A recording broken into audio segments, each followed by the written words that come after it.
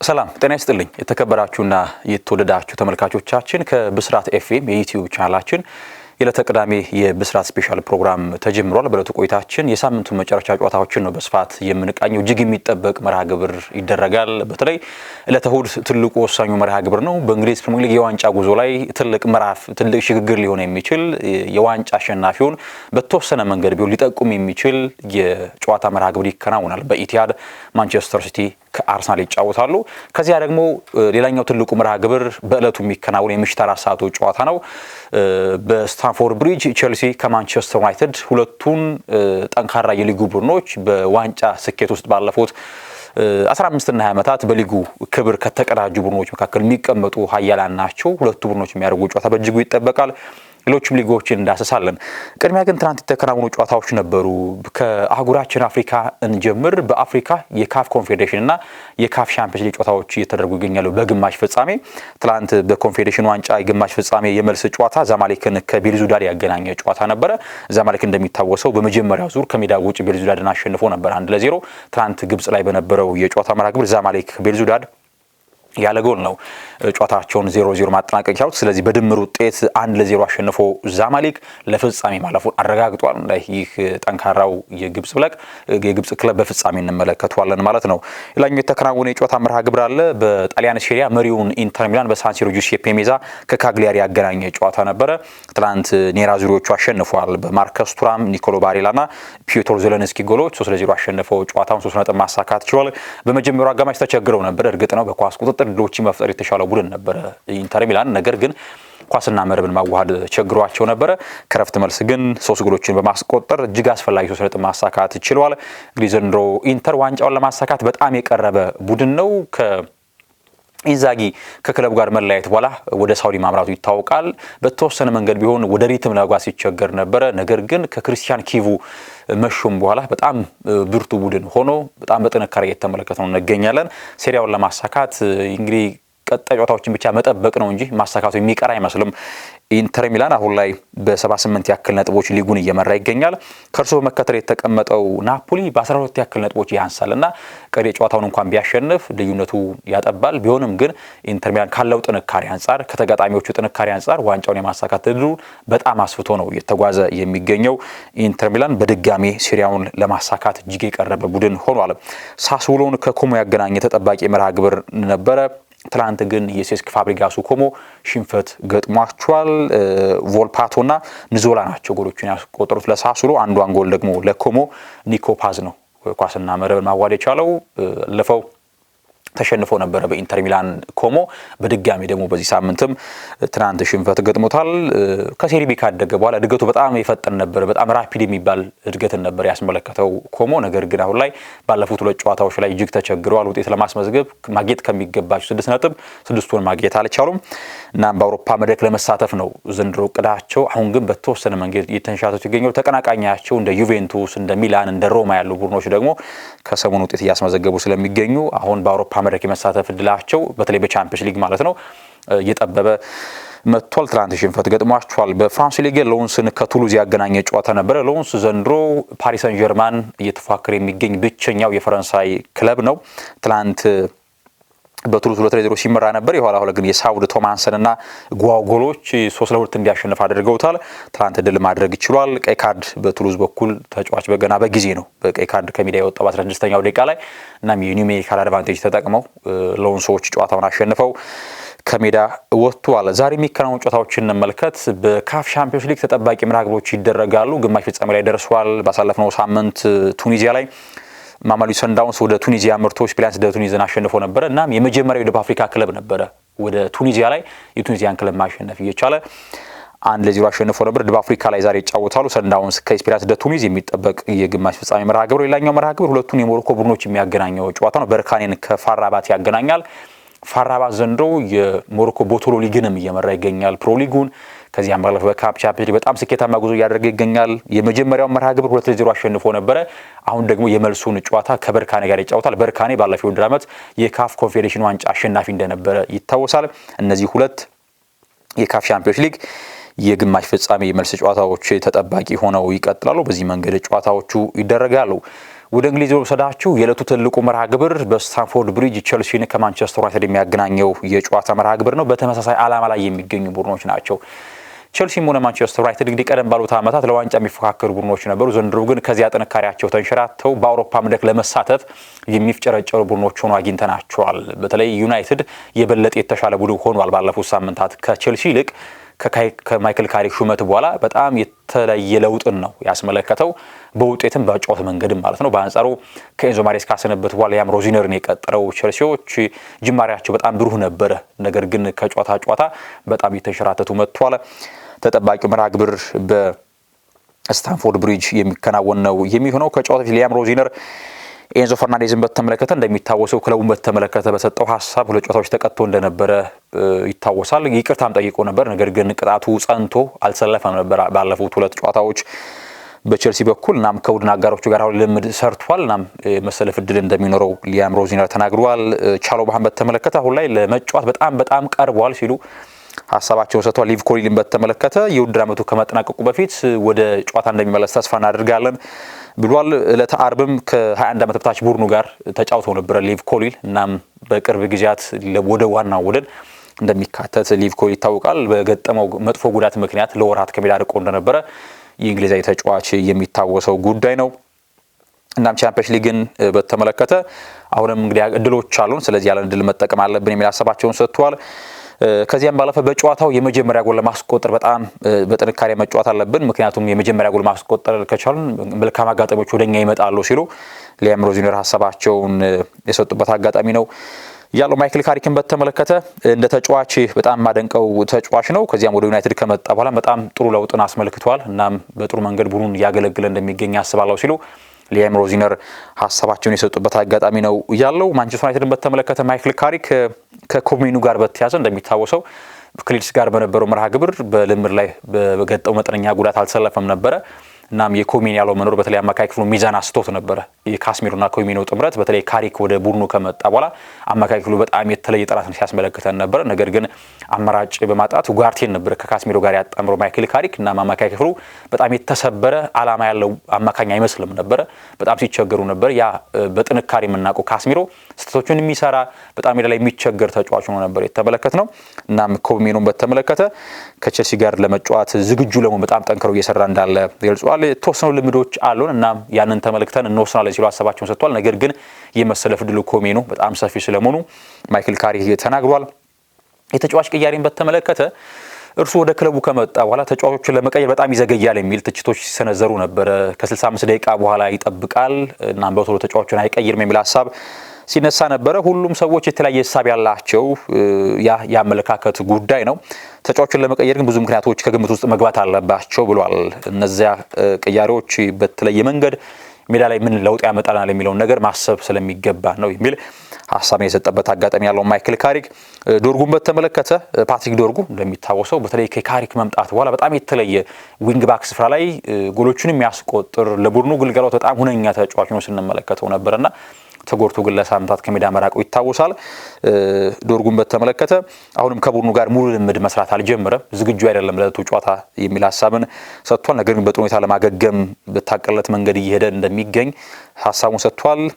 ከቡድኑ ጋር ልምድ ባይጀምርም አሁን ላይ ወደ ሜዳ ለመመለስ በጣም በግሉ ልምዶችን እየሰራ እንደሚገኝ ሀሳቡን ሰጥቷል። ማይክል ካሪክ የሃሪ ማጓየርን ቅጣት በተመለከተ አሁን ላይ በሁኔታዎች በጣም እጅግ አዝነናል። ባለፉት ጥቂት ሳምንታት ውሳኔዎችን በተመለከተ በከፍተኛ ሁኔታ እኛን የሚያስከፉ ውሳኔዎች ናቸው በዳኞች በኩል የተወሰኑ የሚገኙት የሚል ሀሳብን ሰጥቷል። የአይደን ሄቨንን በተመለከተ በጥሩ ሁኔታ ላይ ይገኛል። ገና ወጣት ተጫዋች ነው። ከዚህ ጋር በተገናኘ ራሱን ለማሻሻል በእግር ኳስ ሕይወቱ የመጀመሪያዎቹ ምዕራፍ ላይ ነው የሚገኘውና ከዚህም በላይ ራሱን ማጎልበት የሚችልበት እድሜ ላይ ይገኛል። ራሱን ለማሻሻልም እየጣረ ነው የሚገኘው እና በቸልሲ ጋር የምናከነውን ጨዋታ በጉጉት እንደሚጠብቀው ተስፋ አድርጋለሁ ሲል ሀሳቡን ሰጥቷል። ሊሳንድሮ ማርቲኔዝን በተመለከተ እንደሚታወቀው ለሁለት ወራት ያክል በጉዳት ከሜዳ ከራቀ በኋላ ዳግም ሲመለስ ቀይ ካርድ ነው የተመለከተው። ከዶሚኒክ ካልቨርት-ሊውንን ጸጉሩን ጎትታል በሚል ቀይ ካርድ ተመለከተና ቅጣት ተላለፈበት። ነገር ይግባኝ ጠይቆ ነበረ ቡድኑ። ከዚህ ጋር በተያያዘ በውሳኔው በጣም አዝናል፣ በፍጹም አንስማማበትም ነው ያሉት ማይክል ካሪክ። ከጨዋታው በላይ ምን ያክል ብስጭት እንደተሰማን ግልጽ ነበረ። እናም ከዳኝነት ጋር በተያያዘ ውሳኔዎቹ ተገቢ አይደሉም ሲሉ ሀሳባቸውን ሰጥቷል። ስለ ጨዋታው በተመለከተ በጣም አስፈላጊ ጨዋታ ነው። አሁን ባለንበት ደረጃ መቆየት እንፈልጋለን። ይበልጥ መሻሻልም እንዳለብን አምናለሁኝ። በስታንፎርድ ብሪጅ ሁሉ ጊዜም ጨዋታዎች ከባድ እንደሚሆኑ እናውቃለን። እናም በጥሩ መንገድ ተፎካካሪ እንደሚሆኑም እናስባለን። ስለዚህ በራስ መተማመን ስሜት በተሞላበት ሂደት ጨዋታዎችን ከውነን ለማሸነፍ እንሞክራለን፣ ነገር ግን ጨዋታው ቀላል አይሆንም ሲሉ ማይክል ካሪክ ተናግሯል። ሜሰን ማውንትን በተመለከተ የሱ ሁኔታ አሁንም ግልጽ አይደለም። ጉዳት በተደጋጋሚ ያጠቀዋል። ከዚያም ባለ ሜዳ ላይም ሲሰለፍ ክለቡ በሚፈልገው ልክ እያገለገለ የማይገኝ ተጫዋች ነው ሜሰን ማውንት። ያለምንም ጥርጥር ግን በእርግጠኝነት በቡድኑ ውስጥ ቦታ እንዳለው አስባለሁኝ። ብቁ ሆኖ ለመመለስና የቀድሞ ብቃቱን ለማግኘትም እየሰራ ይገኛል ሜሰን ማውንት ሲል ማይክል ካሪክ ሀሳቡን ሰጥቷል። ሊሳንድሮ ማርቲኔዝ ቀይ ካርድ በተመለከተ ይግባኝ ጠይቀው ነበር ቡድኑ ምናልባት የጨዋታ ቅነሳ እንዲደረግለት ማለት። ነገር ግን ተጫዋቹ አሁንም በቅጣቱ እንደሚጸናበት ነው የተገለጸው። ሳሙኤል ለከረስት ነው ይህን ዘገባ ያወጣው። ዩናይትድ ዘገባዎች በስፋት የሚያወጣ ባለሙያ ነው። እናም ለከረስቲና ሀሳብ ሰጥቷል። ስለዚህ 3 ጨዋታዎችን ይቀጥል ማለት ነው። ሌላኛው በጣም መጥፎ ዜና ለማንቸስተር ዩናይትድ የተሰማ መሻሽ ላይ በፕሬስ ኮንፈረንስ ላይ አላነሳውም፣ ነገር ግን ከዚያ በኋላ የወጣ አንድ ዜና አለ። ሌኒዮሮ ጉዳት እንደደረሰበትና ለቼልሲው ጨዋታ ላይ ወደ ለንደን በሚጓዘው የማንቸስተር ዩናይትድ ስብስብ ውስጥ እንዳልተካተተ ሳሙኤል ለከረስት እንደዚሁ በዘገባ አውጥቷል። እናም ይህ ደግሞ መጥፎ የሚያደርገው ነገር ሌኒዮሮ የገጠመው ጉዳት ምናልባት እስከ ውድድር ዓመቱ መጨረሻ ድረስ ላይመለስ እንደሚችል እንደዚሁ ዘገባዎች እየወጡ ይገኛሉ።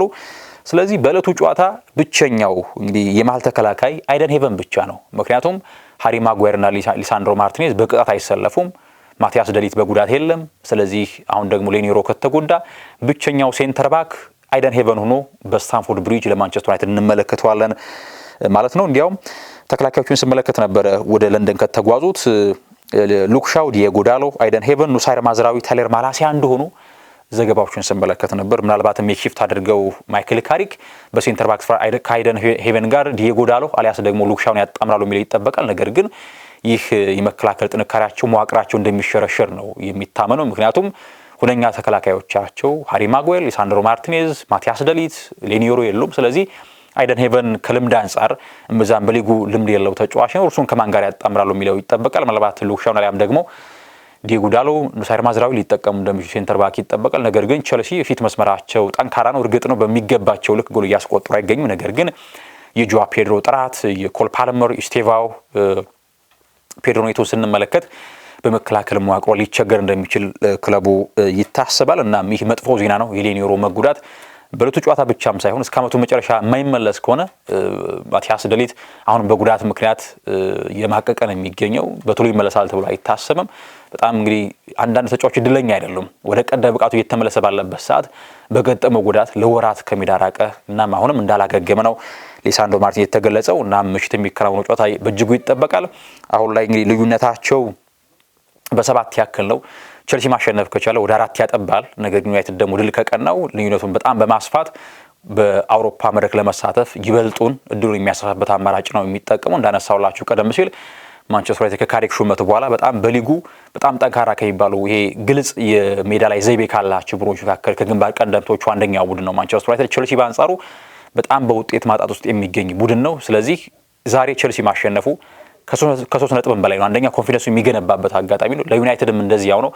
ምክንያቱም ለተሰኞ በጣም አስከፊ ሽፈት ገጥሞት ነው የተመለሰውና ለሁለቱም ቡድኖች በጣም እጅግ ወሳኝ ጨዋታ ሆኖ ይከናወናል። ቶተንሃም ስፐርስ ከብራይተን ይጫወታል። የተጠባቂ መርሃ ግብር ነው። ቶተንሃም ዘንድሮ ላለመውረድ እየታገለ የሚገኝ ቡድን ነው። በፕሪሚየር ሊጉ በ2026 የፈረንጆቹ አዲስ ዓመት ከገባ በኋላ ብቸኛው ያላሸነፈው ቡድን ቶተንሃም ነውና ዲዘርቢን ሾሟል።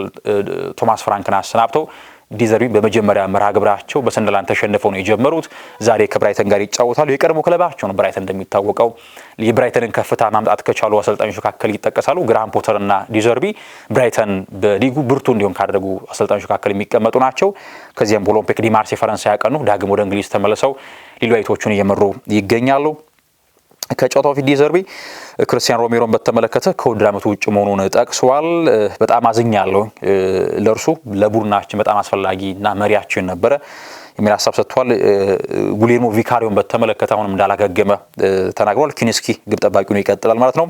ኡሩጓዩ አማካኝ ሮድሪጎ ቤንታንኩርን በተመለከተ ዝግጁ ነው ለጨዋታ የሚል ሀሳባቸውን ሰጥቷል። ከዚያም ባለፈ ይቪ ቢሱማ 100% ሬዲ ነው ሲሉ ሀሳባቸውን ሰጥቷል። ከዚያም ባለፈ ጄምስ ማዲሰንን በተመለከተ በኤሲኤል ጉዳት ለወራት ከሜዳ የራቀ ተጫዋች ነበረ። ስለዚህ ኤሲኤል ነው። ኤሲኤል ጉዳት እንደነበር መዘንጋት የለብንም። ስለዚህ መቸኮል አይኖርብንም። በአንድ ጨዋታ ላይ ያተነው በቀጣይ ጨዋታዎች ላይ ቢጠቅመን የተሻለ ነው ሲሉ ሀሳባቸው እንደዚሁ ሰጥቷል። ሮቤርቶ ዲዘርቢ የቅርብ ቡድናቸውን ስለመግጠም በተመለከተ ብራይተንን በእጅጉ የምወደው ቡድን ነው። ተጫዋቾቹን የቡድን አባላቶቹን በሙሉ እጅጉን ወዳቸዋለሁ የሚል ሀሳባቸውን የሰጡበት አጋጣሚ ነው ያለው። እናም እጅግ ወሳኝና ፈታኝ መርሃ ግብር ያደርጋሉ። ሀዝለር ጄምስ ሚልነር በጨዋታው ዝግጁ እንዳልሆነ ሀሳባቸውን ሰጥቷል። ዲዘርቢ በቀደመ የአሰልጣኝነት ህይወቱ በብራይተን የሰራውን እንደዚሁ መልካም ስራ ያወደሱበት አጋጣሚ ነው ያለው። እንግዲህ ብራይተን ያለመሸነፍ ግስጋሴን ለማስቀጠል ይጫወታል። ከቶትንሃም ጋር ጥሩ የሚባል ቁጥር አለውና ይህ ጨዋታ በእጅጉ ተጠባቂ ሆኖ የሚቀጥል ነው የሚሆነው። ቶትንሃም ባለፉት 3 ጨዋታዎች በፕሪሚየር ሊጉ ማሸነፍ አልቻለም። ብራይተን በሁለቱ ተሸንፎ በአንዱ ነጥብ ተጋርቷል። እናም ይሄንን ያለማሸነፍ መጥፎ ንጻሬ ለማስተካከል ነው የሚፋለፈው። ብራይተን 14 ያክል ጎሎችን አስቆጥሯል ባለፉት 5 የፕሪሚየር ሊግ ጨዋታዎች ከቶትንሃም ጋር። ይሄ ማለት በአቬሬጅ 2.8 ፐር ጌም ማለት ነው ጎሎችን ያስቆጥራል። ይሄ የሚያሳየው ብራይተን ይበልጥ ከቶትንሃም ጋር ሲጫወት ጎል ማስቆጠር ንጻሬው ከፍ እንደሚል በእጅጉ ማሳያ ነው። እናም እጅግ ፈታኝ የጨዋታ መርሃ ግብር ነው ቶትንሃም የሚገጥመው። አሁን የእርሱ ተቀናቃኞች ሊድስ ባለፈው በማሸነፋቸው ከቶትንሃም ጋር ያለው ልዩነት 2-6 አስፍቷል። ዌስትሃም እንደዚሁ በ3 ነጥብ እየመራው ይገኛል። ኖቲንግሃም ፎረስት ነጥብ ተጋርቷል ባለፈውና ቶትንሃም በጣም እጅግ ወሳኝ በፕሪሚየር ሊጉ ህይወቱን ለማዝለቅ የግድ ወደ ድል መመለስ ያለበት አጋጣሚ ነው ያለው። ብሬንትፎርድ ጂቴክ ላይ ፉልሃምን ይገጥማል። ሴንት ጄምስ ፓርክ ላይ ኒውካስል ከቦርንመዝ ይጫወታሉ። እነዚህ የዕለቱ የጨዋታ መርሃ ግብሮች ናቸው። ሊድስም እንደዚሁ ኤላንድ ሮድ ላይ ከወልቭስ ጋር በተመሳሳይ 11 ሰዓት ላይ የሚከናወኑ ጨዋታዎች ናቸው። ከዚያው ከእንግሊዝ ጉዳይ ሳንወጣ ኮቨንትሪ ሲቲ ወደ ፕሪሚየር ሊግ አድጓል። እንግዲህ የፍራንክ ጄምስ ላምፓርዱ ቡድን በሻምፒዮንሺፕ ብርቱ ቡድን መሆኑን ስንመለከት ነበረ። እናም ኮቨንትሪ ሲቲ ከብላክበርን ጋር በነጥብ አቻ ከተለያየ በኋላ ከ25 ዓመታት በኋላ ነው ለመጀመሪያ ጊዜ በፕሪሚየር ሊግ የምንመለከተው። እንግዲህ ኮቨንትሪን 2000ዎቹ መጀመሪያ 2001 ላይ ነበረ። ከዚያ በኋላ ወረደ። ዳግም ወደ እንግሊዝ መመለስ አልቻለም ነበር፣ ወደ ከፍተኛው ሊግ ማለት ነው። እናም አሁን ከ25 ዓመታት በኋላ ፍራንክ ላምፓርድ ኮቨንትሪን ይዞ ወደ ፕሪሚየር ሊግ ይመጣል። በቀጣይ ደግሞ ሚድልስብራ ወይስ ኢፒሲዎች አሊያስ ደግሞ ሚልዌል፣ ሳውዛምፕተን፣ ሬክሳም እነዚህ ቡድኖች የተፋለሙ ይገኛሉ ለሁለተኛ ደረጃና ለፕሌኦፍ ለመግባት። ስለዚህ የትኛው ቡድን ሁለተኛ ሆኖ ቀጥታ ወደ ፕሪሚየር ሊግ ይመጣሉ፣ ፕሌኦፍስ እነማን ይገባሉ የሚለው በእጅጉ የሚጠበቅ ነው የሚሆነው። በሴሪያው ኡዲኔዜ ከፓርማ ይጫወታሉ። እንደዚሁም በኢስታዲዮ ዲያጎ አርማንዶ ማራዶና ናፖሊ ከላሲዮ ተጠባቂ መርሃ ግብር ነው። እንግዲህ ናፖሊ በአውሮፓ መድረክ ቻምፒየንስ ሊግን ስፍራ ለመያዝ ነው እየተፋለመ የሚገኘው። በኢስታዲዮ ኦሎምፒኮ በጣሊያኗ መናገሻ ከተማ ሮም ላይ ሮማ ከአታላንታ እንደዚሁ በእለቱ የሚከናወነው ጨዋታ ነው። ጋስፔሪኒ በተወሰነ መንገድ ቢሆን ጅማሬያቸው በጣም ጥሩ ነበረ። መሀል ላይ ሸርተት አሉ። አሁን ደግሞ ዳግም ወደ ሪትም እየተመለሱ ይመስላል። በስፔን የንጉስ ዋንጫ ፍጻሜ መርሃ ግብር ዛሬ ይደረጋል። ምሽት 4 ሰዓት ላይ አትሌቲኮ ማድሪድ ከሪያል ሶሲዳድ ይጫወታሉ። እንደሚታወሰው አትሌቲኮ ባርሴሎናን ጥሎ ነበር ለፍጻሜ መድረስ የቻለው። እንደሚታወሰው በሻምፒዮንስ ሊግ ባርሳን በመጣል ለግማሽ ፍጻሜ ደርሷል። ዛሬ ደግሞ ከሪያል ሶሲዳድ ጋር ምሽት 4 ሰዓት ላይ በስፔን የንጉስ ዋንጫ የፍጻሜ መርሃ ግብራቸውን ያደርጋሉ።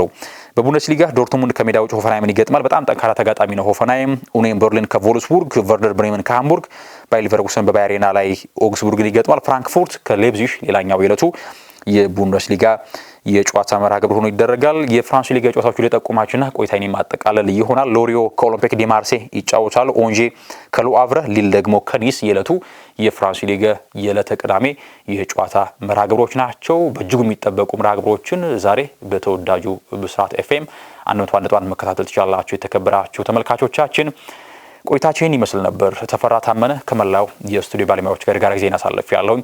ሰናይ ጊዜን ተመኘው።